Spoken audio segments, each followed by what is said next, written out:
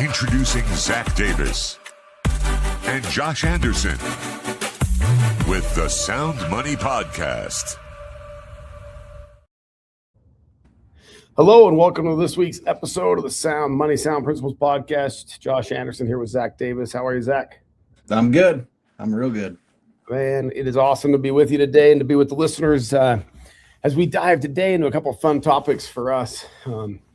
Things that we actually love. I actually like it when the world of gold and silver is exposed for the cheating that it is sometimes, right? So I'm excited about today's topic on the gold and silver side because this happens quite a bit in the gold and silver market. We see lies between paper traders, Wall Street, and reality. We see deception. We see funny business and games in an effort to pad their pockets, but they're always short-lived, right? These are short-lived things, as short-lived being sometimes years, right? I'm not talking in hours, minutes, or months, right? But hey, there's some exposure here to be done today on the Sound Money segment where we had things. This is what happened this week, Zach. We had things like Goldman Sachs coming out, and they were one who wasn't very bullish on gold for 2026. They were somebody who felt like gold was going to be somewhere a few months ago, they said, hey, gold could end the year at 4,400. And this week they came out and raised their target for their investors to 4,900. So they went bullish on gold to 4,900, but the world saw gold drop $598 in a divergence of that, right? We saw a week where gold dropped below 4,300 last week, and this week it started out around 4,150. And this brings up interesting topics for me and you, right? We've seen this game before. We've seen it before. And when paper traders and physical holders of gold and silver are at two different ends of the spectrum. And so we want to jump in today and kind of expose some of that and what we're seeing in the current markets and what that divergence looks like and what the two different tells. So Zach, I put up the infographic for those that are watching on YouTube or watching on Spotify where they can see the graphic. What does this week kind of tell you? What do you kind of see in there in the gold market today? Well, it's like you said. I mean, what it's really done is it's exposed the stock market in general. Like, what are you really buying, right? I mean, like you say, the paper traders and the physical people always win in the end. And this price manipulation by the paper traders, all it's doing is exposing how little gold there really is physically. And the people that are holding it, they're going to be the winners in the end because all they're doing is they're trying to manipulate the price so that they can get out of their positions in gold, right? They're trying to push it down. Same with silver, so they can get out of their positions, but there's nothing to back it. I mean, if anybody wanted to actually go get their gold or silver today that they've been buying paper on in the futures market, it's like one person out of every 10 is going to be able to get it because, well, this is years ago. It's probably worse than this now. But it used to be that for every 1 ounce of gold on the paper side, there were 10 people that actually owned it. So when you sell the paper, who actually is getting the gold? Where's it sitting? And if you ever had to go get it, how would you? Unless you physically own it. That's what really got exposed this week. Yeah, that's what got exposed this week, and I'm always amazed, right? I'll put up there for the infographic, right? Like this is the exposure. Gold drops to 43.02. It's a little down from that now that we're recording to a 2-month low, right? But this divergence gap is seriously real, right? Between what the world, like they're driving the spot price down, but at the same time, institutional buyers, governments, and banks are buying like crazy. The physical. They're buying physical and taking delivery. Yes. So central bank accumulation has hit an all-time high in the last 90 days. We've talked previously about Poland buying up. They now have bought 30% of all the government's holdings in Poland are in physical gold inside their own boundary, inside their own borders. They actually passed a law in Poland that they had to buy the gold physically and they had to store it inside their borders because they didn't want to become the other European bloc countries who are getting decimated by inflation and the devaluation of their currency against the US dollar. Okay. And China is still buying it up like crazy. Right. And then, so you have this unique thing where the paper trading price is dumping when the physical markets are buying like crazy. We saw this before a few years ago. And when this happened before, we saw a great, crazy rubber band snap. Now, it took 9 months, right, for that snap to happen. But when it happened, the only winners were the physical holders. And I just look at it this way, Zach. You can't believe what you read anymore. If you believe what you read, you're an idiot. Like, that's how it is. You got to go out there and go, what is smart money doing, right? What is long-term smart money doing? Those are like big institutions, trusts, big families. The crazy wealthy of the world bought up gold and silver last month and last week. The countries bought it up and the central banks bought it up. Who sold were hedge funds and Wall Street. They didn't sell because they wanted to, Zach. They sold because of what's called that's a hard word. Algorithms. Algorithmic trading. Right? That's a tough one. Algorithmic trading. Where, hey, a robot, right? A computer goes, oh, inflation is going up. That means that interest rates are going to go up. Sell gold, paper gold, and buy bonds. That's the only reason, right? Which drives gold down. So it looks like the world's liquidating gold. It's just paper. And it's market panic. Like that. Yeah. That's really what it is. It's market panic, and the reaction to that on the price structure is pushing the price down. So the really smart individuals like the central banks and the governments of the world, they're buying the physical while the paper traders are in trouble, right? Because they're leveraging all of the crisis management that's going on in the paper world, where all that liquidation has to happen. It's putting the physical gold and silver on sale, and all these smart people of the world and the governments, they're buying the physical on sale right now because they know what's going to happen in the future, right? When the panic's over, what you're going to be left with is supply and demand. And then that's going to dictate what the prices are. And right now, there's no supply and super high demand. We're in the game every day, right? And so what we're going to see, this is the listeners need to know this, because this is what you're going to see as the common man or woman that you don't understand. You're going to see premiums go bat crap crazy. Okay. This is the way the physical suppliers will protect themselves. They don't care what paper does. This happened to us in 2021. This happened to us in 2017. When the paper price goes one direction, but the physical demand, Zach, that you talk about, goes the other direction, what you see is these things, crazy words called premiums, get added to gold and silver, and they go exponentially crazy. We saw $21 premiums on Silver Eagles in start of 2022 because of this. We also saw lead times at the U.S. Mint go to the largest we saw was 26 weeks for physical delivery. 26 weeks, half a year, right? So guess what? You're going to see that. So I'm telling all of our listeners who have ears to hear and eyes to see, watch what happens to premiums throughout the summer on Silver Eagles, Gold Eagles, on bars, on Philharmonics, you name it, right? Like, you're going to see premiums go out of whack. And what that tells you is there's endless physical demand, and they don't care what the paper price is. They're now trading in two different planes. Physical silver's going here, paper silver's going here. That's what you're about to see. So open your eyes and pay attention, because that's what you're about to see. And by the way, the physical demand price is going to dictate the paper price in the future, right? That's just what's going to happen. It's going to rebound the other way. And so you might be thinking, well, I'll just buy the paper in the future because the premiums will go high on physical, but I'll still be able to buy close to spot price on paper. That's not what happens. That's not what happens. You're going to have to buy at physical prices, even on paper, and you're not getting anything, right? So you're still holding it. And it probably would be good to explain premium too, because there's probably some people on here that don't quite understand how the price in gold and silver works, because you hear spot price all the time. And so we were like, oh, I see spot price. That's what I pay for it. Well, there's always a premium on top of spot price, right? So if you're going to buy Silver Eagles, well, the U.S. government charges.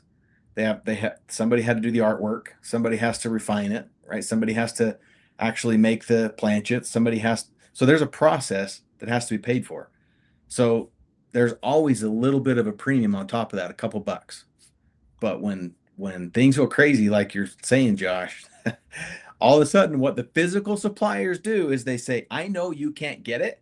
And if you really want it, you're going to pay a lot of money above spot price to get it, which you're buying air at that point, right? So anything over spot price, when this demand, when this shakeup happens, you're just buying air. So the time to be buying the physical and and actually getting the physical metal is now, before those premiums jump. Yeah, opportunity's never been greater, right? I look at it this way: when Poland decides to buy 120 tons, right, a total of 16 tons of gold, and China does the same, we should take notice and go, well, if they're dollar cost averaging in the billions of dollars, we should be dollar cost averaging in our household income of the $200. Meaning, we should go out and we should buy right now while the price is down, right? And really important, Zach, to me, is this whole idea of premiums. Premiums get bigger with the smaller denomination or the smaller size quantity that you can buy, right? So there's one price for a whole ounce of silver. There's a different price for 1/10 of an ounce, right? And the premium gets bigger the smaller you go, which is designed to only hurt the little guy, right? Because Poland didn't buy in 10th-ounce increments. No. They bought in giant kilo bars, okay, to get the very best deal. And it's one of the reasons why we do this podcast is because of our company, SoundMoney. We created that company for the very express purpose of allowing the little guy to be able to buy gold and silver at the very cheapest premiums in the world, to actually get whole ounces pricing while buying fractionally. Like, it's revolutionary, right? This idea, it hasn't been done for 5,000 years. That's why we kill it with that idea and that model. That's why the world loves us and why we have endless customers, because we solved the problem that the rest of the world has actually wanted to just rip off the common man, Zach. And so today, when you have the opportunity to buy fractionally with the lowest premiums and do it at a discount because of the price drop and manipulation, now is the perfect time to participate. Yeah. Well, and if you look at the big picture, like, the real question I think that you have to ask is, why are smaller buyers, like hedge funds and investment portfolios, why are they dumping silver and gold paper, right? But yet governments are buying physical. What? Because you hear all the time in some circles that, gold is outdated. It's no longer monetary value. We're past that. We got Bitcoin. We got all these other cryptos. And I'm not saying that you shouldn't buy cryptos, or I'm not saying that those don't have a place. But Zach, you are saying that because they got their ass kicked in the last 3 months. Well, there's nothing of value there, right? It's air. You're buying air. So what does China know? What China knows is that the economy's not getting any better. The world's governments are getting in trouble. And the only way to protect themselves are to have enough gold and silver so that when things get really bad, they have all the leverage. So that tells you, when governments are buying it at that level, that tells you that they have not abandoned this idea that gold is what is really valuable, right? So if they're buying it as a hedge against all this craziness that's going to happen, it's good enough reason for me. Yeah.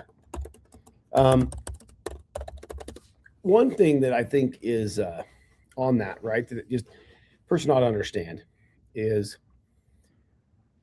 you should never watch what paper is doing of anything. And I don't care if it's a stock market. I don't care if it's paper traded gold and silver. I don't care if it's Bitcoin, right? What you got to do is you have to watch where real money goes, right? Where does real money go? We've talked a lot because of our experience with oil and gas on this show. I always want to watch where the oil companies take their money. I always want to know where governments put their money.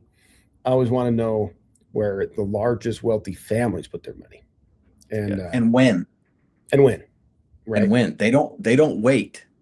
Like the No, smart no, no. money's already moved. Yeah, it already Right? The it's smart moving. money's already bought physical. Yeah, yeah. And they're buying today. They're not They're waiting.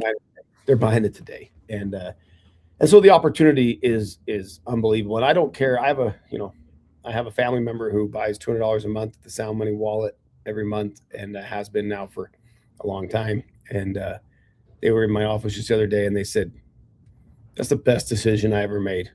They said, "I look at that balance and I go, wow, I never thought I could accumulate something so well." Right? And he really feels like he's protected with an unbelievable rainy day fund, and it's way cool. It's way cool to do that. So, fun little topic. I would just say this, right? The world's lying to you. Watch out. World's lying. And we'll get into this maybe next week, Zach. And I don't want to spend a lot of time here because next week we're going to see it. We're going to see what it is. The IPO of SpaceX is coming out. And I just want to be on the record like, damn, I hope it don't blow up our whole economic system. I love Elon Musk, and I love what he does for the world. I surely love his internet, right, where we live. This IPO, Zach, I'm a little nervous. It's big. There isn't free money floating around, and so in order for all this money to go to the SpaceX IPO, it has to leave somewhere else, and it's going to leave places like Apple, Google. It's going to leave places like GM and Ford. It's going to leave the Disney networks. It's got to leave, right? It's going to leave treasuries, bonds, gold, silver. It's going to leave. And where's it going to go? It's got to go to the IPO of Tesla. When that happens, I don't know what next work looks like. And I surely don't know what the next 90 days look like because of that. You have any little high level things? I think we ought to be on the record that there's a chance it collapses the stock market, just so you know, over the next 12 months. Yeah, well, and this again to your point of the smart money. The smart money, by the way, the smart money already owns SpaceX. Yeah. The smart money, like the big money, the smart money, they already have their piece. So I want you to think about something for a second. When the IPO drops and you jump on there to go buy SpaceX because you want it to be the next Tesla or the next Apple or the next whatever, I want you to think about something. In order for you to buy a share in SpaceX, somebody else had to sell it. Yeah. So who owns it? Which means they bought it at a lower price than you're buying it the day they dropped the IPO. So you're paying more for it than what they already paid for it. So the liquidity's not there. You'll mark my words, you will see the IPO drop and then the price over the next few months will come down. Yeah. Now, over time, it will probably go up. But you go look at all these IPOs, they all do it because the smart money's already bought. They already own their share, right? And they're selling you for premium what they already own. In order for you to get it, somebody else has to sell, right? So it is going to be crazy. And there are going to be a lot of people who don't understand that are going to go buy up a ton of that SpaceX stock, and then it is going to drop from the IPO price. And they're going to be in trouble because what are they going to have to do? They're going to have to sell at a lower price. So yeah, it could get a lot of these. I know for you and I know for you and I, right? We're in the gold and silver space. We watch every day. We buy every day. We sell every day. We're watching. We have hundreds of thousands of customers. I'm watching them sell, and I know why a bunch of them are selling. Right? We see they want SpaceX shares. It makes me not nervous. I just know the outcome. Many people are going to lose right now. And the losers may not be the person that buys the stock. I'm not saying that. I'm saying the loser is, what does it do to GM shares? What does it do to Disney shares? What does it do to blue chip stocks? What does it do to their shares when you have to liquidate those holding positions, which drives their price down to get into that position, right? I think we're going to see a rubber band effect with the S&P 500 like we've never freaking seen before. We're going to destroy 490 companies to prop up 10. I'm just, I'm calling it like this is how it is. We have studied smart money our whole lives. We're really good at this stuff, Zach. We really have our pulse on gold and silver and oil and gas. We have it right on the carotid every day. I've never seen anything like we're about to see. And next week when we get back on the show, we'll know some answers. We'll see, like you said, we're gonna see a spike. I don't know what's gonna do after that. I don't know. So yeah.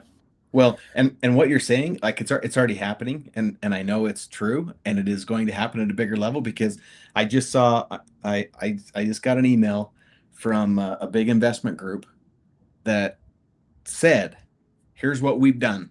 We have just sold off all of this portfolio in these stocks.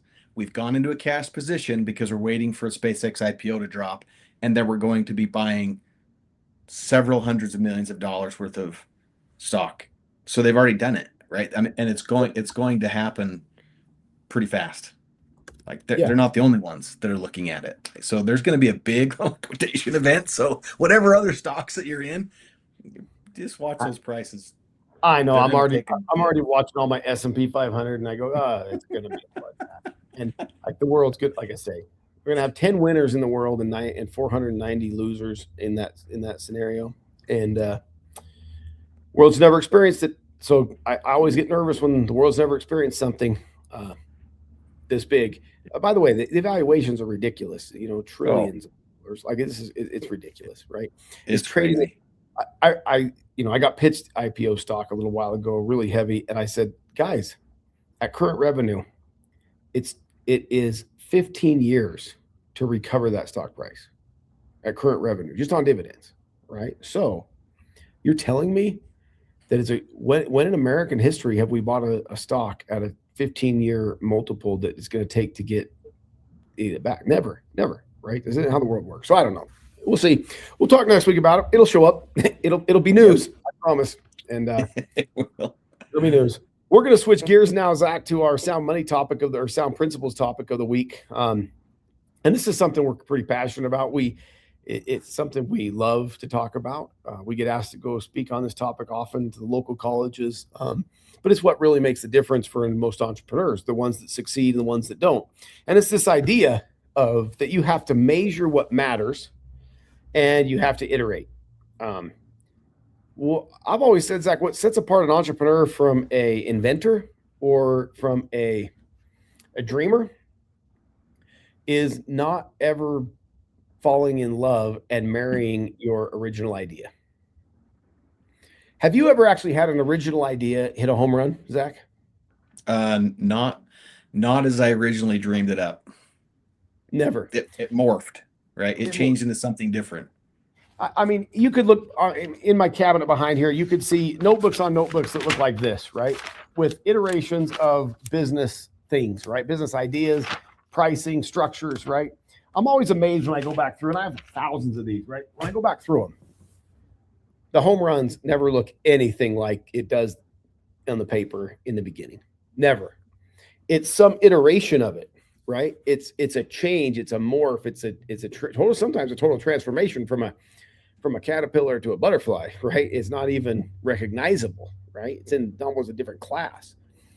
But I want to take a minute, Zach, and just, what does it look like for you what does it look like in your business mind to measure what matters and to be willing to iterate? What does that look like? Well, I'll give you an example. There's a company right now, and I think I've mentioned this a while ago on here, but there's a company that I'm involved with right now that's trying to launch a product, and they've been trying to launch it for the last 5 years. It's revolutionary. It's incredible. Like, it would literally change the energy space. It would be unreal. But the problem is the people that are at the head of it and making the decisions are measuring the things that don't matter right now, and they're making iterations on the things that don't matter. And what really matters is they have to get the product to market. And what they're doing is they just keep tweaking on the product. And what they really should be measuring is getting and iterating is getting the product out to market. So the problem is they're going to sit and measure all of these things that really don't matter because they're passionate about it, and they're all engineers and they're super smart people. But what they don't understand is the money's going to run out at some point, and they will be sitting here with this invention that they've created, and the world will never know about it because they didn't iterate on the things that really matter. And what really matters is the product launch and actually making sales and then watching the numbers, right? And the numbers tell the story of your business. So like you have to figure out in your business, what are the things that actually matter and make you money? When you go into your office and you clean your emails out and you like take an hour to delete old emails, that stuff doesn't matter, right? It doesn't make you any money. It feels nice and it feels good because you're busy and you're doing something, but it's not one of the measurables that make you any money. So you have to identify the things in your business that actually matter and the things that make you money. And then you have to be really honest about tracking them. And you might have to let go of your original idea, right? You might have to be to say, you know what I originally intended to do was this. And now that I see the real numbers, the numbers are telling a story, that's not what the market wants. So I have to be willing to pivot and change, because when you measure the things that matter and you make iterations on it, then you make profit. If you don't measure the things that matter, then you have no idea where you're at. And then if you make any changes, you don't know if those changes are going to affect it positively or negatively. And if you're not measuring, you'll never know. And so you'll always be in this loop of change, but have no idea what the change is actually affecting. So you have to figure out what are the things in your business that actually matter every day, that drive revenue, and you have to be accountable to the numbers of those activities, because that will tell the story of your business. And then you make iterations on that. But you have to make the iterations based off of facts and data, not based off of emotion and what you fell in love with in the business, because you might love it, but the market might not love it. And they're not going to pay you because you love it, right? They're going to pay you because they love it. Yeah, I go back to one of our companies that we've been part of the last decade is a company called 7K Metals. It sells collectible coins, right? Commissions and makes collectible coins and sells them. And Zach, if we go back in time to, I'm not even quite sure. I think it was 2017. It might have been 2018, right in there. We had this idea, right? Like the coin world had always sold coins one way, right? And we thought, what if we incorporated a live selling experience in a room with the selling of a coin, right? We coined the term coin drop, right? Well, we stole it. Like, people like Supreme and Nike had been doing shoe drops and bag drops and things, right, at the time. So we created this term called the coin drop, right? And we gathered together a few hundred people in a little community like Billings, Montana, right? We had a few hundred people in the room. And we had went out and accumulated a bunch of these Darth Vader coins, right? Star Wars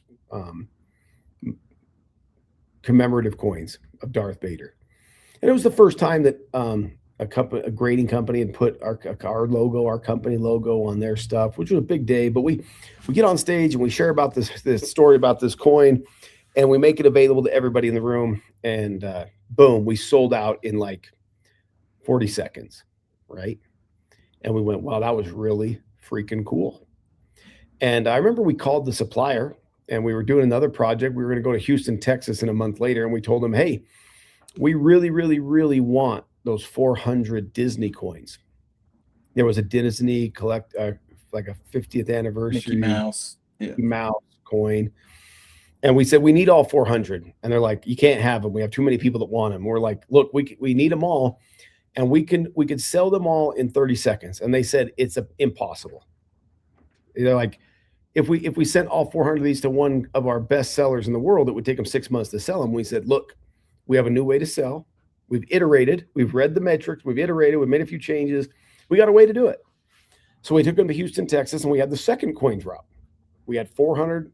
I remember 450 of these coins. We sold them out in 13 seconds. And the world went, oh my goodness. It messed up the world so bad that we couldn't get an Amazon server to not crash. We had 450 people hitting a credit card merchant process at the same second, all trying to get, there was 1,000 people that wanted it, but only 400 people could get it. It made a huge old mess, right? We had to innovate, right, to fix the problem moving forward. Over the course of the next year, Zach, we sold $100 million of collectible coins. through these channels. But how many iterations did the software and the idea go through during that time? Oh, a ton. It was a ton. I don't even know, like more than 30, less than Yeah. 100. I don't know. Like, but every day, right? You'd read the data, you'd iterate. You'd read the data, you'd iterate, right? To the point now that we are the leader in collectible coin sales in the world over at 7K. And I'm going to pull up the website. We actually we recently iterated again. Like we went, hey, the world is actually, people can't get on a live event, and so we made a live event out of our website, right? A new iteration that again the world had never seen, right? Like we read the data and we went, hey, there's some iteration that could be happening here where we could live sell coins in the same type of a format, right? Where based on supply and demand and real world people and essentially drops, right? Coin drops, we could do this live 24 hours a day around the world. Iteration after iteration. Zack, is this successful for us? Yeah, and it's super fun. Like I buy off of the dang thing, right? And what we found is people love to interact with collectible coins this way, and they love the game of it and the chase of trying to get the coin, because what they know is if they get it, somebody else is going to want it and they didn't, right? So they have marketability in the future, and they can sell that coin to somebody else later, possibly at a higher price. Like people love to interact with it this way. Yeah, and you know, for me, it's a realization, right? When we started that company, 7K Metals, neither you or I or any of the founders had any idea that we would be doing this thing called coin drops. None of us actually knew that it would be that we would ever do anything with it, and it became the most powerful thing that the company ever did. Right? It made it so we own the space worldwide. We own the space, right? There's never a coin produced that we don't hear about it first and aren't given the first opportunity to buy it. But it was an iteration, right? It was testing. Should we try this? Yeah, let's try it on a small scale to a couple hundred people in Billings, Montana, right? Of all things. To, well, let's change it a little and tweak it, and let's try it again to another group in Houston, Texas. Well, that was a dynamic success. Let's try it to an audience of online, to like a few, like 5,000 people online. That's when we started breaking world records. And we learned some real key things, right? But it happened over a series of iterations to get there. And I just have yet to ever be a part of something successful that doesn't have lots of iterations to get there. Yeah, and we had to measure along the way the data, right? What is working, what is not working, and those are the things that mattered.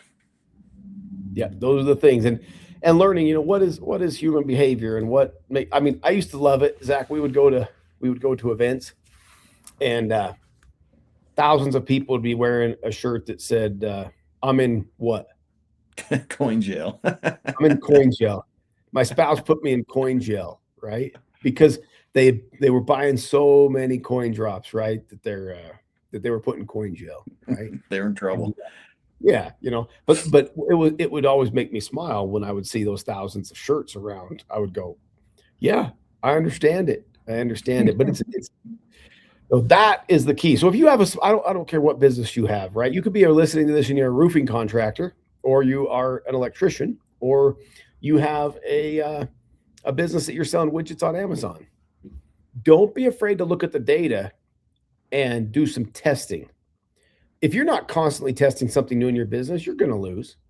You need to be testing ideas 100% of the time. You have something that you're trying, because out of that trying, a lot of them will fail and a lot of them won't work. But every once in a while, one gets a little spark, and then you go read the data and do another test, and read the data, do another test. Pretty soon you've iterated enough that you got a whole segment that's awesome. And so no matter what your business is, be testing and working on it and seeing what you can iterate to make a difference, right? And like Zach said, it's the thing that makes you the most excited, is the unknown. That's why you have the business in the first place. It ain't about money. It's about finding out if you can do something really cool that other people maybe aren't doing the same way. Yeah, and I think one of the cool things about that product and that program is for the people who are involved in it, what they know is nobody else in the world is going to see this coin. What they know is because they're part of that club, Yeah. that they get access to these coins because of our buying power. We can get them from the suppliers, and nobody else gets them. So it's fun to be able to provide that for people too, right? Where it's like, you can't get this anywhere, but we can give you access because of the collective buying power, and you now get to do something that nobody else in the world gets to do, right? And you get to have something that nobody else in the world gets to have. And by the way,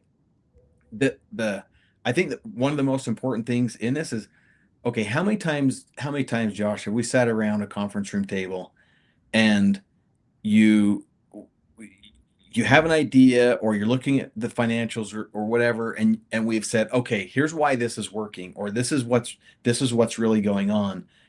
But then we go pull the actual data, and we go actually pull the actual sales number, or the time, or the email volume, or you have this marketing idea and you think, okay, this is because of this marketing plan, this is what's working. But then you actually go pull the data and you go, actually, it's not that marketing plan that's driving these sales, right? They're coming from someplace else. So if you're not digging into your data, you won't know. You may have like this intuition or this like gut feeling that this is what's going on, but until you pull endless times we've sat around and gone, yeah, that's not happening because of why we think it's happening. Like, human behavior is not doing what we thought it would do. The data is telling a different story, and we need to lean into that data and figure it out. Yeah, in human nature, if you have a really good marketing team or you got a really good sales team in one of your businesses, and you get a spark, right? And you're really exploding. Right? You and I have been lucky enough, 1, 2, 3, 5 times that I know that I could just easily think of where we've caught what I call lightning in a bottle. Like, it shot right in there. We put the lid on it and like, we got it. Or we were literally riding a ferocious tiger and we got a saddle on a tiger and we're riding it. Like, it's wild. What happens with human nature during those times is you always put way too much emphasis on the BS that doesn't matter. Some sales guy, some marketing guy. We went through this in one of our businesses recently where we had crazy growth, crazy money. I mean, making it like it's just a waterfall. And the marketing guys are constantly saying, look, our stuff works. Like, we kill it. And when we dug in, and by the way, it's easy when the waterfall is just pouring over the money to go, yeah, you did. But when you step back and you go dig in the data, sometimes you find out it actually has nothing to do with the marketing. It has to do with something else. And you're spending your money in the wrong place, right? Yeah. You're spending it in the wrong place and you get a fault. So it's really easy when times are tough in a business to find out what the real factors are and what the real metrics are. When a company's winning, human nature, we get lazy and we don't want to dig in deep enough to find out what really is happening. This is why Apple was awesome with Steve Jobs and it went to shit, right? And that's why they're a dying company, right? Like, no, for real, they're a dying company. I know. Every time I see, look at it. Every time I see this, and like you put it on the table and it wobbles because of this camera that sticks out here, I'm like, he is rolling in his grave. He never would have let that out, ever, ever, ever. Like, and my thing is I say bring him up because he was someone who would cut through the BS in his company, and it didn't matter if they were making money like a freaking fire hydrant spraying in their mouth, right? He would cut through it and go, no, we're making that despite ourselves. We're making it because there's just nothing else in the marketplace. We're not making it because we're great marketers or we have a great sales. But since he's been gone, that company's been the opposite, right? They've bought into their own hype and they're no innovation. We all buy it because we have to, but the innovation's gone, right? They had the first mover's advantage and he knew it, right? So he always pushed them to innovate because he knew somebody else was coming along riding the coattails and they were going to get the market share. And it's happening now because there's no innovation at Apple. No innovation. I would say this, like, if you're got any kind of business, right?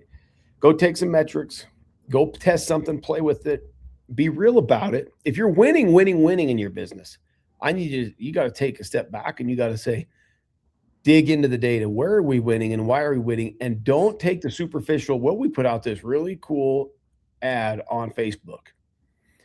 You better find out what's really driving the sale. And if it is that, awesome. But it might not be that. And you better know what it is so that you can continue to pour money there, because it'll drop like the Sahara Desert if you're misallocating resources to something you think's winning when it isn't the factor that's winning. So, but the only way you can do that is through testing and being willing to iterate. On the last thing I'll share today, Zach, on that, and then I'll just let you have the last word on it, and that is I see far too many people, I call them scientists, I call them dreamers. They come up with an idea, they think they got it figured out. And we even have a guy in our life who's so in love with one idea, they'll ride it to the grave, but it ain't going to work, and it's not working. And it doesn't matter what your baby is, right? The idea you have in infancy of a business, it's going to grow into adolescency. It's going to morph and completely change. And between its adolescent stage and its adult stage, it will absolutely morph and change again. And if you're holding on to what it was as a baby, I'm sorry, you're like Norman Bates's mom, buddy, trying to keep that serial killer locked up in the basement and acting like a baby. I'm sorry, right? That ain't going nowhere. You got to be able to let it grow, breathe, and change. Because if you don't, it ain't going to make it. If you're not iterating on that, you're not going to make it. Any last words or thoughts on that, Zach? No, it's true. Like so many times, entrepreneurs fall in love with their idea, and it is your baby, and you take care of it and you feed it and you like do everything you can to help it grow. But there is some point where all of a sudden it's not the baby anymore, and it looks different. And if you can't recognize that in that moment, you will kill your own baby. Like we have done it. Right? We have done it. This is from millions of dollars of experience. This isn't just Yeah. some BS, right? We've experienced it.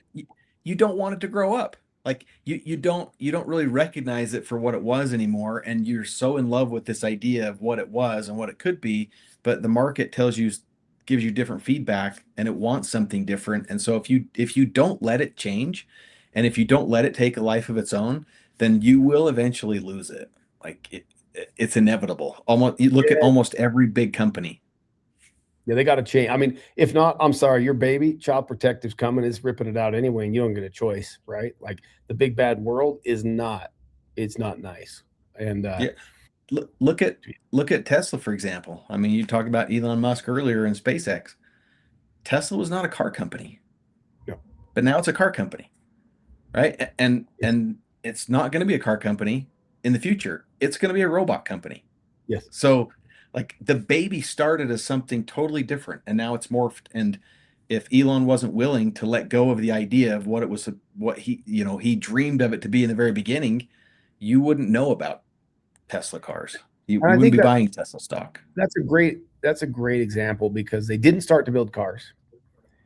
By the way, I don't care what 401k you're in. I don't care if you're in the S&P 500. You've got money in Tesla. Every American's got some piece of money in Tesla. Okay. It's been the hottest company for more than 15 years. So it drives the US economy, and it never started as a car company. It's become a great car company. And Elon Musk is willing to chop out all Teslas and not produce another one, to use the factories to build Optimus Prime robots. Optimus. He's willing to kill production. He says, we may have to just quit all Tesla cars, so we need the factories to build these robots because it's a bigger opportunity. Holy cow. Yeah. This is a prime example of an entrepreneur understanding what the baby crew has created, and what it is as a teenager and what is an adult are not the same thing. Yeah. Somebody else can make the cars. Yeah. Right. That's his philosophy is we got this thing over here. That's the new thing. And we're doing this thing right now. But if we want to stay relevant, then we have to allow somebody else to do that. Somebody else can make the cars. We're going to make the robots. Total transformation of the business model. And that's why I say, pick something in your business this week, have an idea, test on it. It doesn't have to cost you very much money to run the test. Just test on it. See what you can learn. What you might find is you might catch the next lightning in a bottle. And speaking from experience, when you do catch lightning in a bottle, oh man, nothing more exhilarating. It's pretty fun. Pretty fun. It's like the Dr. Evil's laughter fun. Like, and so, well, we appreciate all the listeners being with us today. It's been fun to be with you today as we talk about these sound money and sound principles. At the end of the day, great time to buy gold and silver. Really watch what the real money's doing, the big money's doing in the world on the physical side. Keep your eyes out for these premiums. Like I'm sorry, today's the day to buy because premiums are going to be jumping and you're going to be pissed you missed them. And then on the business side, hey, these are real things. Iterate, and you'll win. So, yep, you guys are awesome. We appreciate you hanging out with us. All right, see you next week. Bye. See ya.